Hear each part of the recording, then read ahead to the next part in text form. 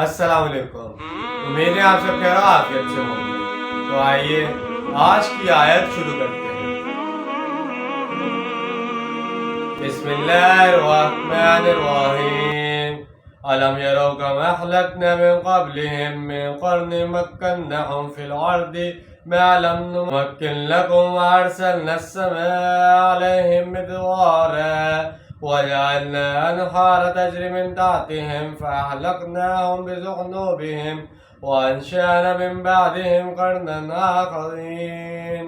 شروع اللہ کے نام سے جو بڑا مہربان نہایت رحم کرنے والا ہے۔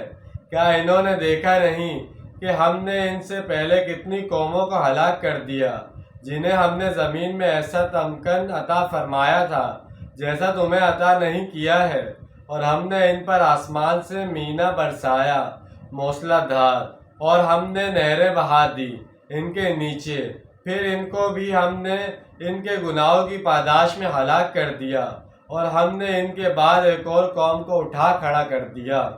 اے قوم قریش، ذرا قوم عاد کی شان و شوکت کا تصور کرو۔ وہ لوگ اسی جزیرہ نماں عرب میں آباد تھے۔ اس قوم کی عظمت کی قصے بھی ابھی تک تمہیں یاد ہیں۔ قوم سمود بھی بڑی طاقتور قوم تھی۔ اپنے علاقے میں ان کا بڑا رعب اور دبدبہ تھا۔ وہ لوگ پہاڑوں کو تراش کر ایسے عالی شان محل بناتے تھے کہ تم لوگ آج اس اہلیت کے بارے میں سوچ بھی نہیں سکتے ہو۔ ہم نے ان قوموں کو زمین میں وہ قوت و سلطنت دے رکھی تھی جو تم کو نہیں دی۔ جب ہم نے اسی عظیم الشان اقوام کو تباہ برباد کر کے رکھ دیا تو تمہاری کیا حیثیت ہے؟ ہم نے ان پر خوب بارشیں برسائیں اور انہیں خوشحالی عطا کی۔ بارش کا پانی برکت ہوتا ہے جس سے زمین کی روئیدگی خوب بڑھتی ہے، فصلوں اور اناج کی بہتات ہوتی ہے۔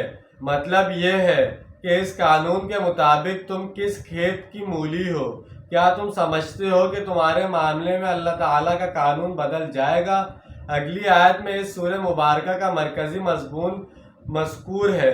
جس دور میں یہ صورتیں نازل ہوئی تھیں، اس دور میں حضور صلی اللہ علیہ وسلم پر قریش مکہ کا بے انتہا دباؤ تھا کہ اگر آپ صلی اللہ علیہ وسلم رسول ہیں اور ہم سے اپنی رسالت منوانا چاہتے ہیں تو کوئی کسی معجزہ ہمیں دکھائیں جسے ہم اپنی آنکھوں سے دیکھیں۔ مردہ کو زندہ کیجیے، آسمان پر چڑھ کر دکھائیں، مکہ میں کوئی باغ بنا دیجیے، کوئی نیا چشمہ نکال دیجیے، سونے چاندی کا کوئی محل بنا دیجیے۔ آسمان سے قرآن لے کر آپ صلی اللہ علیہ وسلم کو اترتے ہوئے ہم نے اپنی آنکھوں سے دیکھے وغیرہ۔ ان کی طرف سے اس طرح کے تقاضے روز بروز زور پکڑتے جا رہے تھے، اور عوام الناس میں یہ سوچ بڑھتی جا رہی تھی کہ ہمارے سرداروں کے یہ مطالبات ٹھیک ہی تو ہیں۔ حضرت موسیٰ علیہ السلام اور حضرت عیسیٰ علیہ السلام نے اپنی قوموں کو کیسے کیسے معجزے دکھائے تھے۔ اگر آپ صلی اللہ علیہ وسلم بھی نبوت کے دعوے دار ہیں تو ویسے معجزات کیوں نہیں دکھاتے؟ جبکہ دوسری طرف اللہ تعالیٰ کا فیصلہ یہ تھا کہ اب کوئی ایسا کہ حسی معجزہ نہیں دکھایا جائے گا۔ سب سے بڑا معجزہ قرآن نازل کر دیا گیا ہے۔ جو شخص حق کا طالب ہے اس کے لیے اس میں ہدایت موجود ہے۔ ان حالات میں حضور صلی اللہ علیہ وسلم کی جان مبارک کس قدر ذیق تنگی میں آ چکی تھی، گویا چکی کے دو پارٹ تھے جس کے درمیان حضور صلی اللہ علیہ وسلم کی ذات گرامی آ گئی تھی۔ یہ اس سورت کا مرکزی مضمون ہے۔ آگے چل کر جب یہ مضمون اپنے نقطۂ عروج کو پہنچتا ہے تو اسے پڑھتے ہوئے واقعتاً رونگٹے کھڑے ہو جانے والی کیفیت پیدا ہو جاتی ہے۔ جیسے کہ آج ہم نے ایک آیت کا ترجمہ اور تفصیل بیان کی ہے۔ امید ہے آپ کو سمجھ میں آئے گا اور پسند آیا ہوگا۔ ملتے ہیں اگلی ویڈیو میں۔ اپنا ڈھیر سارا خیال رکھیے گا اور اپنوں سے زیادہ دوسروں کا خیال رکھیے گا۔